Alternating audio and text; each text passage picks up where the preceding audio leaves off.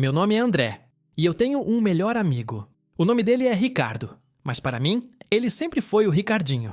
A gente se conheceu na 5ª série. Naquela época, ele era só o garoto novo na escola. Meio desengonçado, com um aparelho nos dentes e um pai que trabalhava muito. Meu pai também trabalhava muito. A gente se conectou por causa de videogame e por dividir o lanche na hora do recreio. Uma amizade normal, pura. Acontece que o trabalhar muito do pai dele era um pouco diferente do meu. O pai dele estava construindo um império no setor de logística. E enquanto a gente crescia, o império crescia junto. Na 8ª série, eles se mudaram para uma casa maior. No ensino médio, para uma mansão em um condomínio fechado. Na faculdade, o nome da família dele já saía nas revistas de negócios. E o Ricardinho? Bom, ele continuava sendo o Ricardinho. Pelo menos, era o que eu pensava. Nossa amizade era a prova viva de que mundos diferentes podiam coexistir. Enquanto ele passava as férias na Europa, eu passava as minhas trabalhando como garçom para pagar a faculdade de design. Quando ele ganhou o primeiro Porsche do pai, eu estava comemorando por ter conseguido comprar a minha primeira moto, financiada em 48 vezes. Ele sempre foi generoso. Me convidava para as festas, me apresentava para os amigos dele, sempre com um braço no meu ombro, dizendo: "Esse aqui é o André, meu irmão, o cara mais gente boa que vocês vão conhecer." Eu me sentia especial. Eu não era um dos interesseiros que começaram a circular em volta dele quando o cheiro do dinheiro ficou mais forte. Eu era o amigo de verdade, o amigo das antigas, o porto seguro dele no meio daquele mundo de aparência. Pelo menos, era essa a história que eu contava para mim mesmo.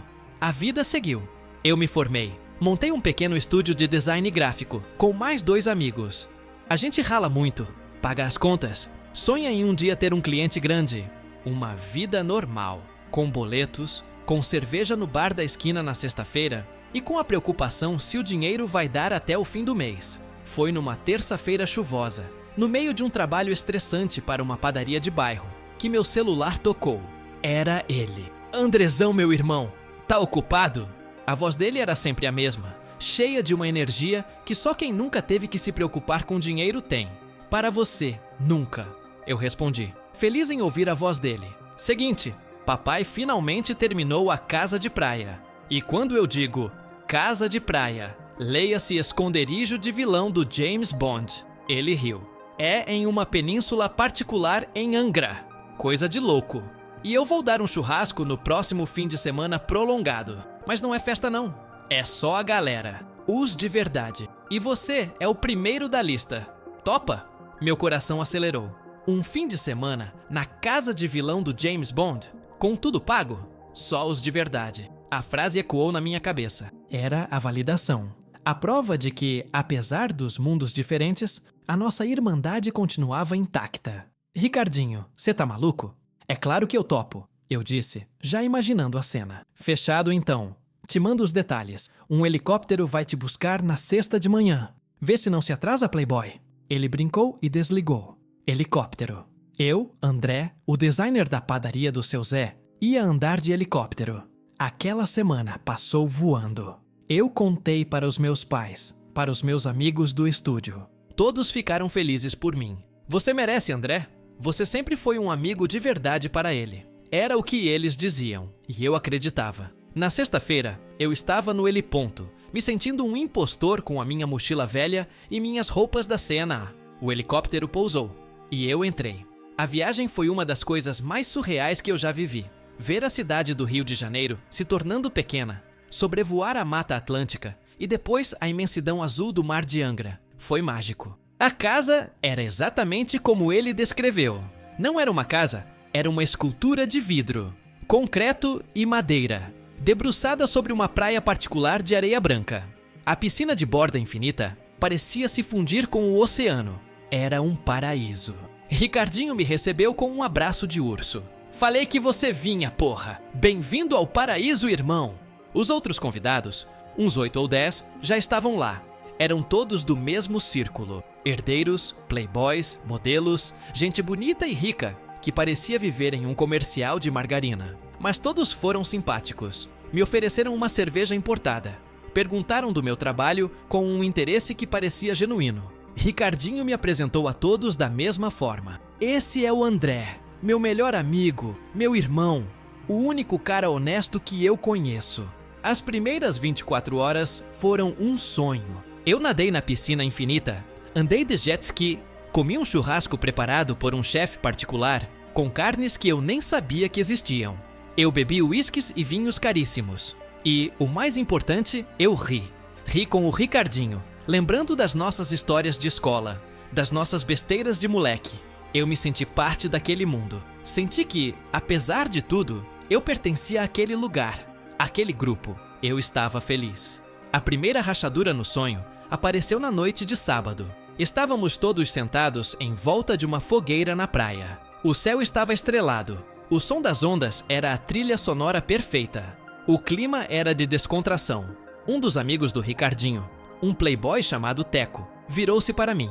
"E aí, André?", disse ele, com um sorriso meio bêbado. O Ricardinho sempre conta aquela história de quando vocês pegaram o ônibus errado na volta do Maracanã e foram parar lá em... Como é o nome daquele bairro? Bangu? Conta aí pra gente. Diz que foi hilário. Ricardinho riu alto. "Puta merda, é verdade? Conta pra eles, André. A sua cara de pânico foi a melhor coisa que eu já vi." Eu fiquei um pouco sem graça. Era uma história engraçada sim, mas era uma história da nossa intimidade, da nossa realidade de adolescente duro. Contar aquilo para um bando de milionários que provavelmente nunca entraram em um ônibus na vida. Parecia estranho, mas eu não queria ser o estraga-prazeres. Então, eu contei. Contei sobre o nosso desespero, sobre ter que pedir dinheiro emprestado para a passagem de volta. Forcei um sorriso e fiz uma performance. E, como esperado, todos riram, gargalharam. Eu me senti um comediante fazendo seu show. Depois que as risadas diminuíram, o Teco, o playboy, deu um tapinha nas costas do Ricardinho e disse, em um tom que ele talvez achasse que eu não ouviria: "Você vê? Eu te falei que era uma boa ideia trazer ele. Dá uma autenticidade pra festa, né?" A palavra ficou flutuando no ar. Autenticidade. Eu não era um convidado. Eu era um ingrediente. Senti um calafrio, apesar do calor da fogueira, mas eu ignorei. Era o champanhe, eu pensei. Era a minha insegurança de pobre falando mais alto. Era só uma piada de bêbado. Claro que era. Ricardinho era meu irmão. Ele nunca faria isso comigo.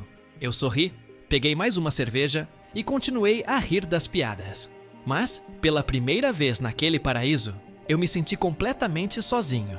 E a palavra autenticidade ficou ecoando na minha cabeça, como o prenúncio de uma tempestade que se aproximava. Eu acordei no dia seguinte com o sol entrando pela janela do meu quarto, que era maior que a minha sala, e cozinha juntas. O som das ondas era suave. A cama era ridiculamente confortável. Por um instante, a felicidade daquele lugar voltou. Eu me senti um rei. Mas então, a palavra da noite anterior voltou, como um eco indesejado. Autenticidade. Eu balancei a cabeça, tentando espantá-la. "Para de ser paranoico, André!" eu disse em voz alta para o meu reflexo no espelho do banheiro. "O cara estava bêbado. Foi uma piada sem graça. Você está no paraíso com seu melhor amigo. Curte o momento." Eu me forcei a acreditar nisso. Desci para o café da manhã. A mesa era uma visão. Frutas exóticas que eu nem sabia o nome. Pães artesanais, sucos frescos de todas as cores. Ricardinho e os outros já estavam lá, rindo, falando sobre o mercado de ações, sobre uma viagem de esqui em Aspen, sobre os problemas que estavam tendo com a importação de um novo iate. Eu me sentei, peguei um café e tentei entrar na conversa, mas eu não tinha nada a dizer. O que eu ia falar? Do novo logo que eu criei para a padaria? Do perrengue que foi consertar o vazamento no meu banheiro? Pela primeira vez na nossa amizade, o abismo entre os nossos mundos me pareceu intransponível. Eu era um espectador na vida do meu próprio amigo.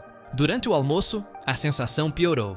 O chefe serviu um peixe que, segundo o Ricardinho, era pescado apenas em uma parte remota do Japão e custava uma fortuna o quilo. Enquanto todos elogiavam a textura e o sabor delicado, o Teco, o mesmo playboy da noite anterior, virou-se para mim com um sorriso de canto de boca.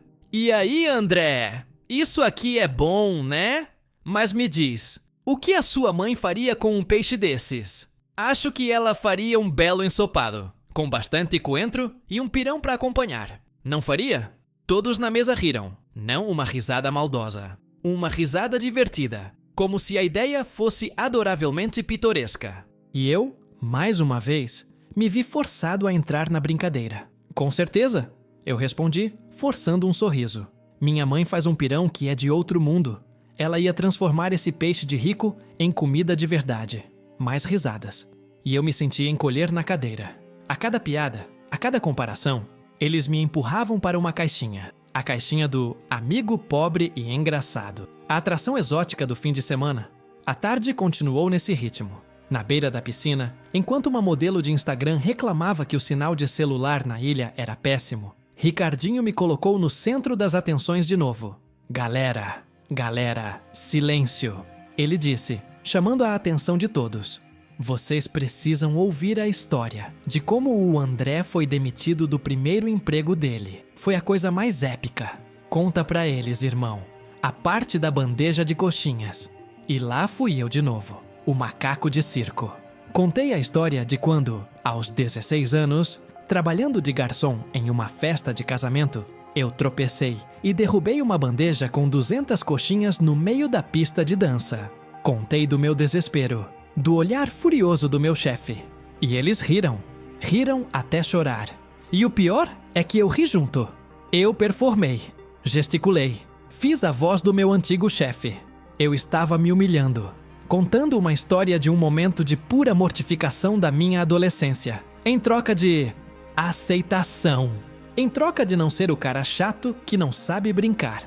E enquanto eles riam, eu vi o olhar do Ricardinho. Ele estava genuinamente feliz, orgulhoso, como um produtor de TV cujo quadro de comédia foi um sucesso de audiência. Eu comecei a me sentir como um personagem, o André autêntico. E comecei a me perguntar, quem era o André de verdade? Onde ele tinha ficado? Tinha ficado lá no heliponto, com a mochila velha e a dignidade intacta?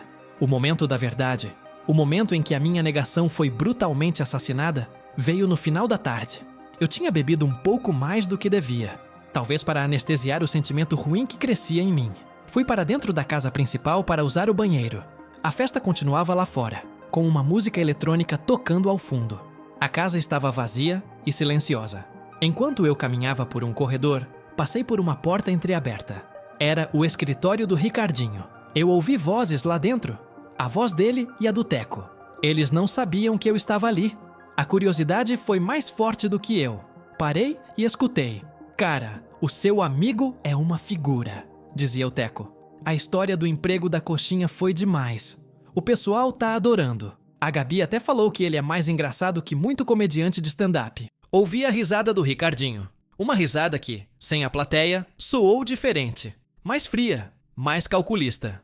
Eu te falei, disse Ricardinho. Ele é o melhor? Conteúdo garantido. E a melhor parte é que ele faz de graça, só pela amizade. Eu senti meu estômago revirar. Conteúdo. Eu era conteúdo, mas a facada final ainda estava por vir. De graça? Disse Teco, com um tom de deboche. Ricardinho, você tá sendo amador? Na próxima festa, a gente combina um cachê pra ele. Eu te ajudo a pagar. Me diz, por curiosidade, quanto você acha que vale o show do pobre autêntico? Fiquei ali, parado, do lado de fora da porta. O mundo pareceu ficar em câmera lenta.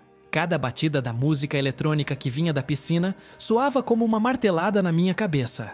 O show do pobre autêntico.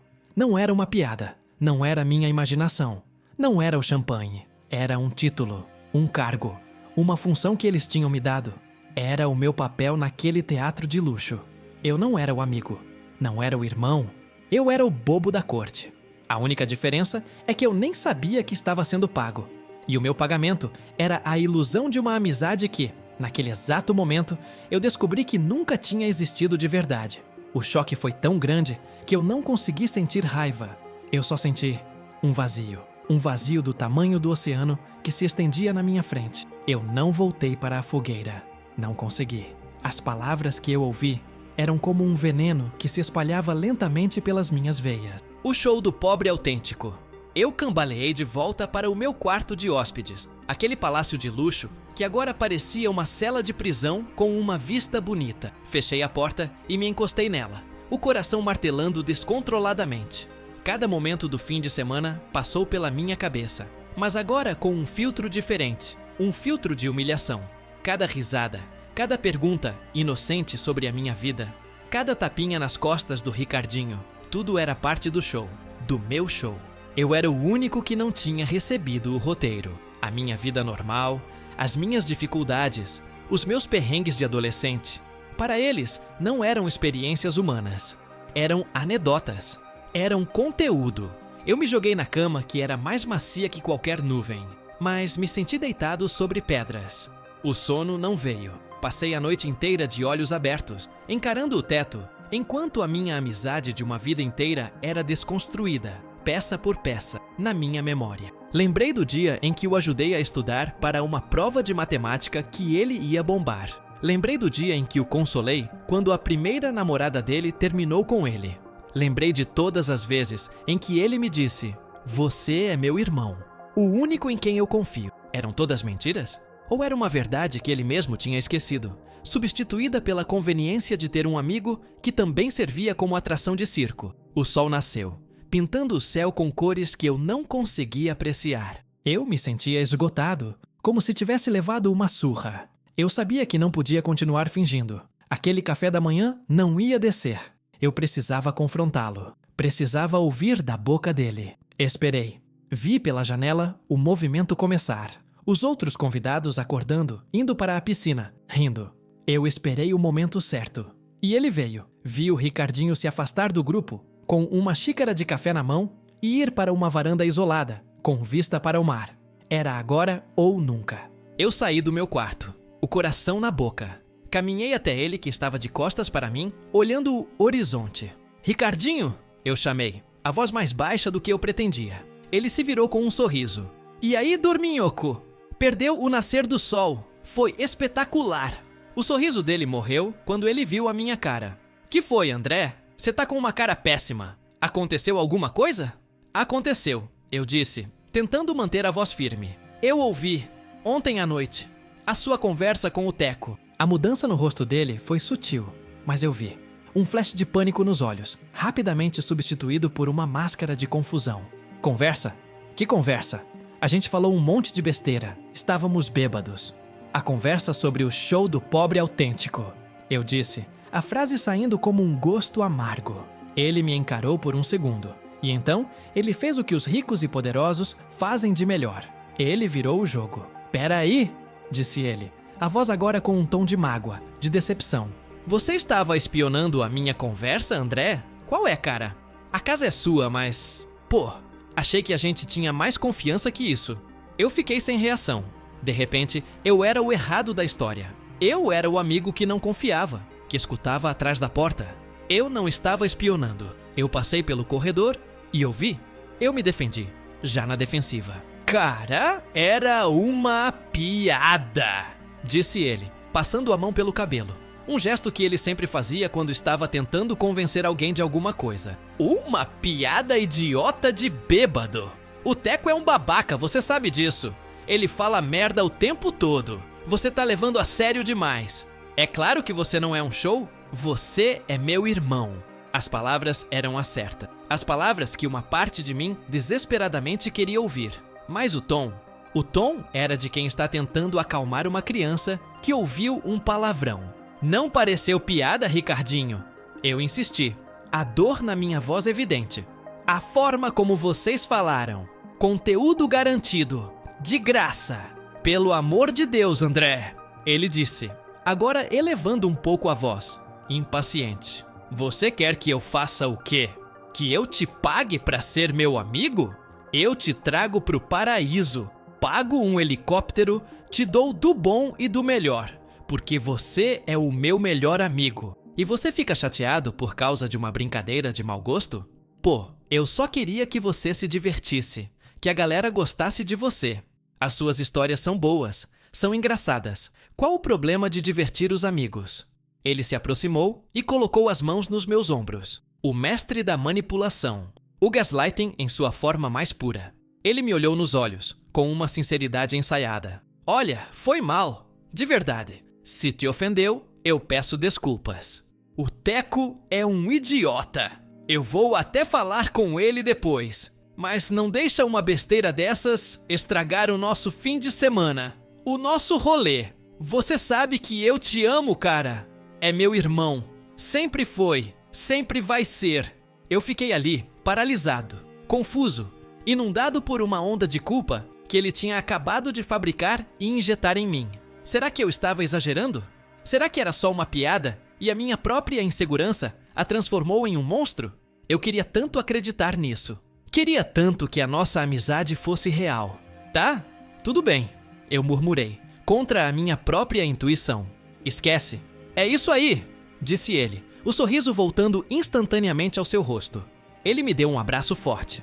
Agora vamos tomar um café de verdade e depois pegar o barco. O dia tá lindo. Eu aceitei a desculpa dele, mas algo dentro de mim tinha quebrado. A confiança, aquele fio de vidro que leva anos para ser construído, tinha se estilhaçado e não havia conserto. O resto do dia foi uma tortura psicológica.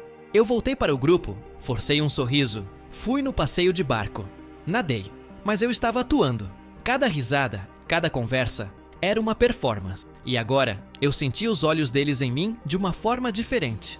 Quando o Teco me fez outra pergunta sobre como era pegar ônibus lotado, eu sorri e respondi. Mas por dentro eu sentia o veneno da humilhação se espalhando. O paraíso tinha se tornado uma jaula dourada e eu estava preso nela, pelo menos até o fim do fim de semana. A beleza do lugar agora me parecia opressora, o luxo, uma afronta, e a amizade, uma farsa bem ensaiada. Eu sorria, mas por dentro eu estava gritando. Eu precisava de uma prova. A desculpa do Ricardinho tinha sido boa demais, lisa demais. Mas a frase do Teco, a gente combina um cachê pra ele, não saía da minha cabeça. Era específica demais para ser uma piada de bêbado. Naquela noite, eu não consegui dormir de novo. Esperei. Esperei até ouvir os últimos risos se dissiparem, as últimas portas se fecharem. Esperei até que a casa inteira estivesse mergulhada no silêncio, quebrado apenas pelo som das ondas.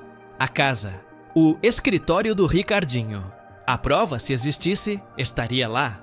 Com o coração batendo na garganta, eu saí do meu quarto. A casa estava escura. Eu caminhei pé por pé, como um ladrão, pelo mesmo corredor onde a minha ilusão tinha morrido na noite anterior. Cheguei à porta do escritório. Estava fechada. Girei a maçaneta. Trancada. Claro que estaria. Mas eu não ia desistir. Eu precisava saber a verdade. A verdade que me libertaria da minha própria dúvida. Eu olhei ao redor.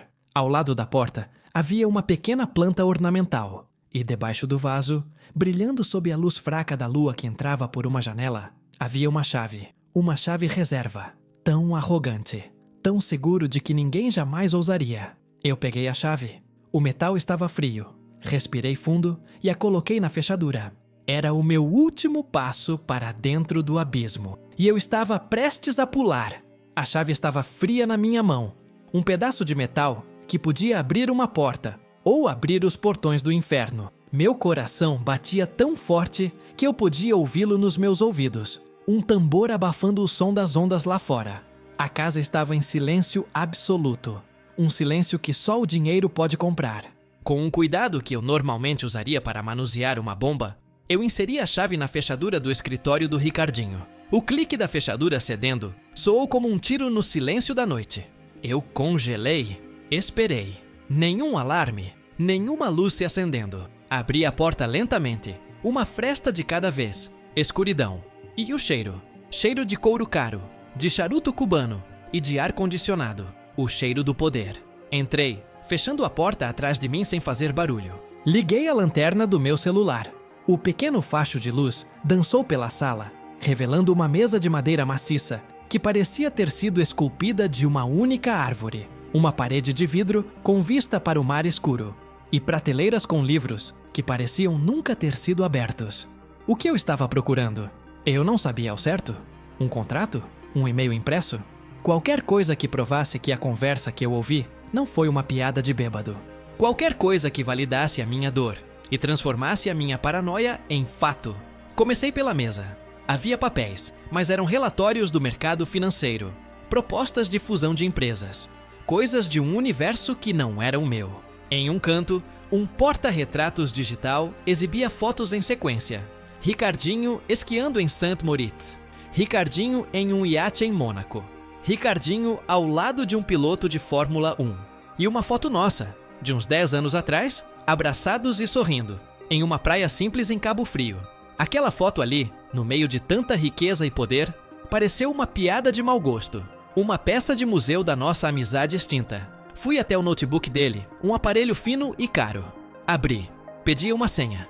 Tentei as coisas óbvias. O nome da mãe dele, a data de nascimento, o nome do primeiro cachorro. Nada. Bloqueado. Claro que estaria.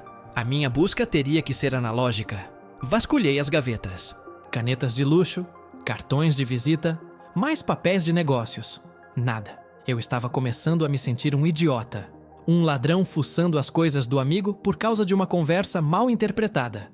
A dúvida começou a voltar.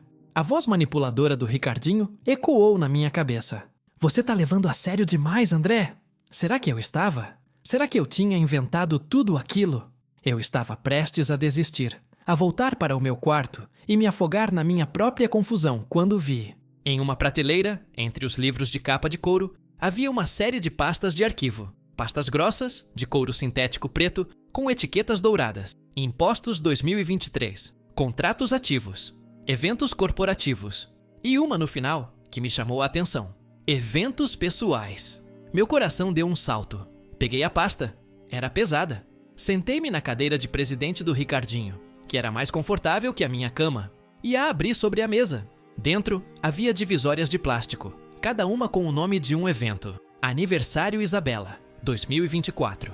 Réveillon Saint-Barth, 2023. E então, eu a encontrei. A divisória com a etiqueta Lançamento Angra, julho 2025. Era aquilo. O dossiê do meu fim de semana no paraíso. Comecei a folhear as páginas. Eram notas fiscais, orçamentos, contratos. A realidade daquele fim de semana, traduzida em números que faziam minha cabeça girar. 80 mil reais com o buffet do churrasco. 50 mil em bebidas. 30 mil com a equipe de segurança. O aluguel do helicóptero. O cachê do DJ que tocou na piscina. A vida deles era uma planilha de custos exorbitantes. Eram os custos de um show, de uma produção. Eu folheava cada página, o coração acelerado, procurando por uma menção, qualquer menção, ao comentário do Teco. Eu não encontrei nada sobre cachê. Talvez ele estivesse certo. Talvez fosse só uma piada. Eu estava quase fechando a pasta. Uma mistura de alívio e decepção tomando conta de mim. Eu era só um paranoico, afinal. Mas então eu vi. A última página da seção era diferente das outras. Não era uma nota fiscal. Era uma planilha impressa. No topo, o título: Planejamento Estratégico de Evento. Angra 2025. Era um documento de marketing. Um plano de ação. Meu olhar correu pelas seções. Objetivo do evento: reforçar laços com investidores-chave em um ambiente informal. Atmosfera desejada. Luxo descontraído. Exclusividade. Autenticidade. A palavra. Lá estava ela de novo. Autenticidade. Meu dedo tremeu enquanto seguia as linhas da planilha. E então, eu cheguei à seção final. A seção intitulada Ativos e Recursos. Havia a lista de tudo. Ativo: localização privilegiada. Ativo: gastronomia exclusiva. Ativo: experiências náuticas. E então, a última linha. A linha que parou meu coração. Eu li uma vez, 2 vezes. Tive que usar a lanterna do celular para ter certeza de que não estava lendo errado. Mas as palavras estavam lá, impressas em uma fonte fria e corporativa. Ativo de entretenimento convidado. Código Âncora AS. Perfil: amigo de longa data. Origem humilde. Função: geração de narrativas de contraste. Alívio cômico. Reforço da imagem de autenticidade e lealdade do anfitrião. Custo: pro bono. Relacionamento: ROI. Alto: engajamento social e coesão do grupo. Âncora AS. André S. Eu não era um convidado. Eu era um ativo de entretenimento. Eu não era um amigo. Eu era uma função. Minha vida, minhas histórias, minha origem humilde. Tudo isso era uma ferramenta. Um reforço da imagem do meu irmão. O custo era pro bono, de graça, porque o meu pagamento era a amizade que eu achava que tinha. E o retorno sobre o investimento era alto. A humilhação foi tão profunda, tão absoluta, que eu não senti vontade de gritar. Eu senti vontade de vomitar. Era pior do que eu imaginava. Não era uma piada. Era uma estratégia. Uma linha em uma planilha de negócios. Eu era um produto. Com as mãos tremendo de raiva e de dor, eu peguei meu celular. Tirei uma foto nítida daquela página. A prova. A minha sentença de liberdade daquela farsa. E no exato momento em que o flash do celular disparou sem querer, fazendo um clique sutil, eu ouvi um som no corredor. O som de um assoalho de madeira rangendo sob o peso de alguém. Gelei. Alguém estava acordado. Alguém estava vindo. Com um pânico que eu nunca senti na vida, eu enfiei os papéis de volta na pasta, joguei a pasta na prateleira, corri para a porta, tranquei-a por fora, deslizei a chave de volta para debaixo do vaso e disparei pelo corredor escuro na direção do meu quarto. Quando estava chegando na porta do meu quarto, eu vi uma luz se acender no final do corredor. A porta do quarto do Ricardinho se abriu. Eu me joguei para dentro do meu quarto e fechei a porta, sem fazer barulho, 1 segundo antes que ele pudesse me ver. Encostado na porta, o coração tentando sair pela boca, eu olhei para a tela do meu celular, para a foto da planilha. A imagem estava lá, nítida, cruel, a prova irrefutável da minha humilhação. O sonho estava morto. A amizade era uma mentira. A pergunta não era mais, será que é verdade? A pergunta que queimava na minha mente, enquanto eu ouvia os passos do meu amigo no corredor, era uma só. O que eu vou fazer com isso? Eu passei o resto da noite trancado no meu quarto, olhando para a foto daquela planilha no meu celular. A imagem brilhava no escuro. Uma sentença digital. Ativo de entretenimento. Função: geração de narrativas de contraste. Custo: pro bono. Cada palavra era um prego no caixão da minha amizade com o Ricardo. A dor da traição era imensa, mas lentamente, conforme as horas passavam, a dor começou a dar lugar a outra coisa. Uma clareza fria, gélida. Eu finalmente entendi as regras do jogo. Eu não era um amigo convidado para uma festa.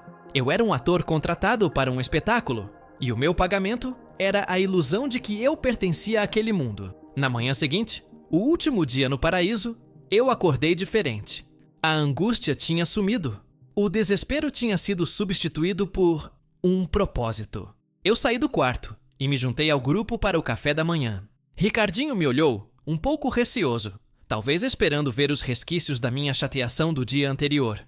Eu sorri para ele, o sorriso mais genuíno e relaxado de todo o fim de semana. Bom dia, irmão. Que dia, hein? O que a gente vai fazer hoje? Ele pareceu aliviado. E o show continuou. Só que desta vez, eu não era mais um ator relutante. Eu era o protagonista, consciente do meu papel e disposto a dar ao público o que ele queria. Na lancha, eu mesmo comecei a contar histórias. Peguei a minha vida, humilde, e a transformei em uma série de piadas perfeitamente ensaiadas. Contei sobre o perrengue que era dividir um apartamento de 2 quartos com mais 3 amigos na faculdade. Contei sobre o meu primeiro carro, um Fusca que quebrava toda semana. Eu me pintei como o personagem que eles queriam. O cara simples, gente boa, que venceu na vida só por ser amigo do grande Ricardo Monteiro. E eles amaram. As risadas eram mais altas, os tapinhas nas costas mais fortes. Ricardinho me olhava com um orgulho que agora eu entendia. O orgulho de um dono, vendo o seu puro sangue premiado performar perfeitamente. Eu estava dando a eles exatamente o que eles queriam. A autenticidade que o dinheiro deles não podia comprar, mas que podia alugar por um fim de semana. Eu joguei o jogo melhor do que eles jamais poderiam esperar. E por dentro, eu não sentia nada. Nem dor, nem raiva. Apenas um vazio gelado e uma estranha sensação de poder. O poder de saber a verdade e usá-la como uma máscara. A hora de ir embora chegou. O helicóptero pousou no mesmo heliponto em que eu tinha chegado, com os olhos cheios de sonhos. Enquanto os outros convidados se despediam, Ricardinho me puxou para um canto. Cara, que fim de semana, disse ele, com um sorriso de orelha a orelha. Foi o melhor de todos.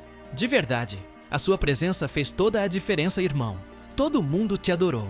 E que bom que vocês se divertiram, eu respondi, o meu tom perfeitamente neutro. Olha, disse ele, agora com um ar um pouco mais sério, quase conspiratório. Ele tirou um envelope grosso do bolso de trás da bermuda. Um envelope branco, sem identificação. Sei que a gente conversou sobre aquela besteira. E tá tudo resolvido. Mas isso aqui é pra você. Ele estendeu o envelope para mim. É uma ajuda de custo.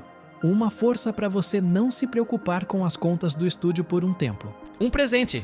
Pela companhia. A cena pareceu congelar. Ali estava. O momento da verdade. O pagamento pelo show. A minha chance de ter um ataque de dignidade, de jogar o dinheiro na cara dele, de gritar, de salvar o meu orgulho. O final de filme que todo mundo esperaria. Eu olhei para o envelope na mão dele. Depois, olhei bem no fundo dos olhos do Ricardinho. Eu não vi maldade ali. Eu só vi um garoto rico e mimado, que genuinamente não entendia o que tinha feito de errado. Para ele, aquilo era normal. Era como dar uma gorjeta para um manobrista. Um pagamento por um serviço bem prestado. E com aquela clareza final, eu tomei a minha decisão.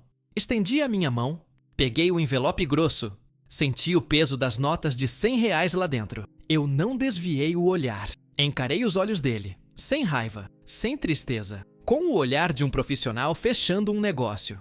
Obrigado, eu disse, a voz firme. Guardei o envelope no bolso da minha mochila. Ele sorriu, aliviado. Imagina, irmão, tamo junto. Com certeza, eu respondi. Dei um passo em direção ao helicóptero, mas parei e olhei para ele por cima do ombro. Me avisa do próximo evento. Entrei no helicóptero sem olhar para trás. As hélices começaram a girar, e a casa, a praia, aquele paraíso de mentira foi ficando pequena lá embaixo. Eu abri o envelope. Havia maços de dinheiro, mais do que eu ganhava em um ano. Eu não senti alegria, nem senti vergonha. Eu só senti o peso da minha escolha. Naquele helicóptero, com o cheiro de dinheiro novo no ar. Eu entendi uma coisa. A minha amizade com o Ricardinho não tinha acabado. Ela só tinha mudado de natureza. Tinha virado um negócio. Eu podia ter recusado o envelope, ter gritado, ter salvado o meu orgulho. Mas orgulho não paga o aluguel do estúdio. Orgulho não te tira do aperto. Ricardinho achou que tinha me comprado, que eu era o bobo da corte dele. Mas a verdade é que naquele momento, eu decidi que se era para ser um show, eu seria o empresário de mim mesmo. E o meu produto era a humilhação que ele e os amigos dele estavam dispostos a pagar para sentir. A nossa amizade não morreu. Eu só comecei a cobrar por ela.